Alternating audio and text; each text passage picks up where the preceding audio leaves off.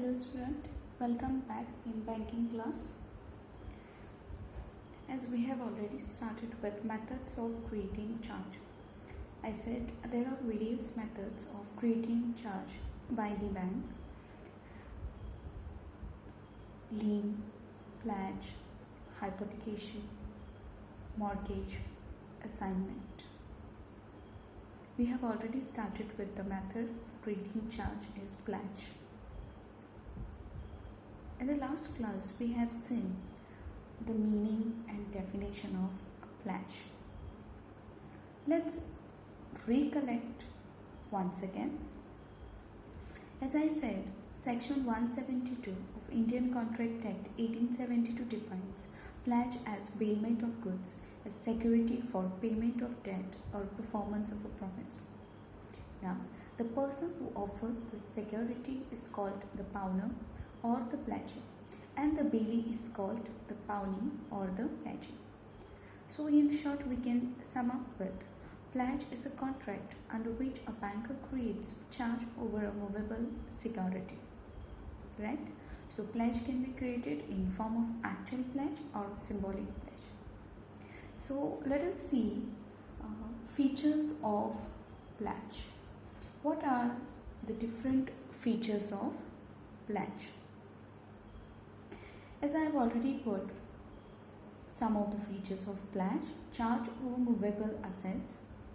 There are two types, it's actual and symbolic pledge. Document known as memorandum of deposit. Document states physical possession of the security.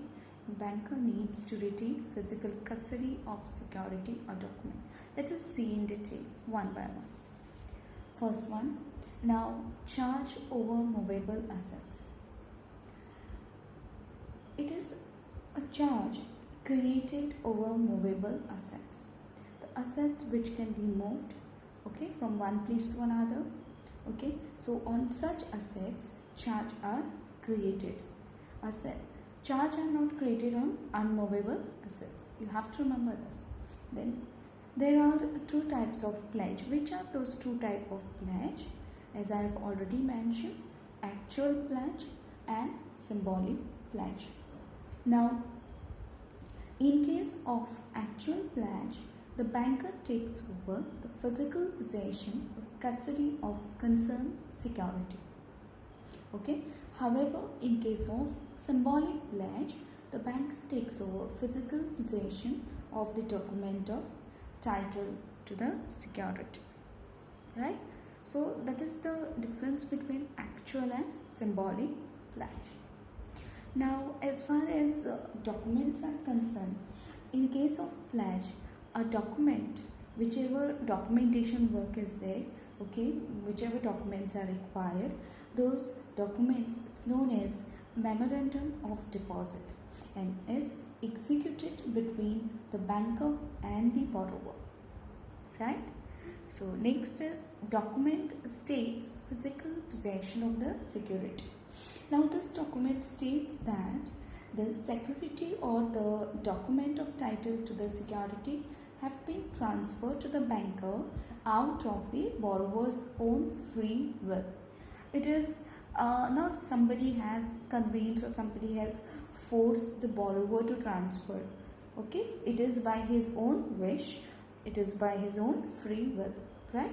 And such documents states physical possession of the security or the document of title to the security have been transferred to the banker, right? The next is banker needs to retain physical custody of security or document. Now in case of pledge, the banker needs to retain the physical custody or security or document until the loan is repaid, right?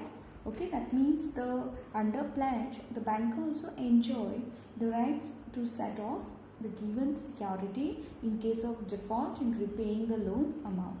So unless and until loan amount is not repaid, the banker can take physical custody of security or document.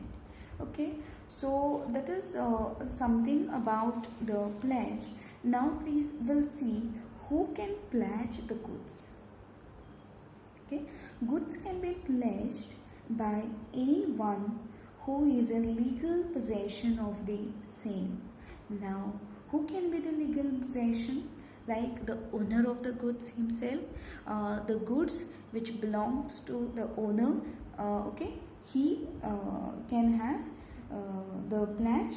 Okay, he has the legal possession because he is the owner, right? Then the mercantile agent of the owner, meaning as per the section 178, where mercantile agent is with the consent of the owner, okay, in possession of goods or the document of title to goods. Any pledge made by him when acting in the ordinary course of business of a mercantile agent shall be as valid as if he, okay, were authorized by the owner of the goods to make the same, provided that the pawnee act in good faith and has not at the time of pledge notice that the pawner has no authority to pledge, right? Okay, then the thirdly, joint owner with the consent of other co-owner, right? If the interest of the pledger in the goods is to a limited extent only, he can pledge the same to the extent of his limited interest. But remember one thing, in such cases the rights of an innocent third party are well protected if a second pledge is made to him. Okay, next one can pledge the good is if a person obtains possession of the goods by fraud, misrepresentation or undue influence. Such contract is voidable at the option of the lawful owner. Okay. Next is who can pledge the good is if a buyer leaves the goods or document to title to goods after sale in possession of the seller.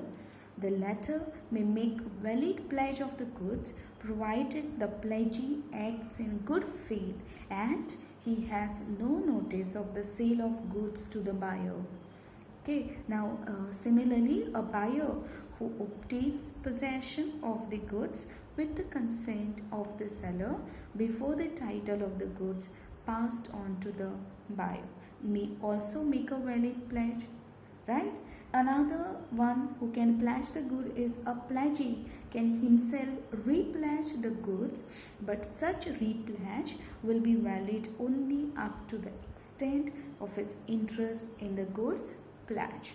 Okay, so now these were the cases where who can pledge the goods, right?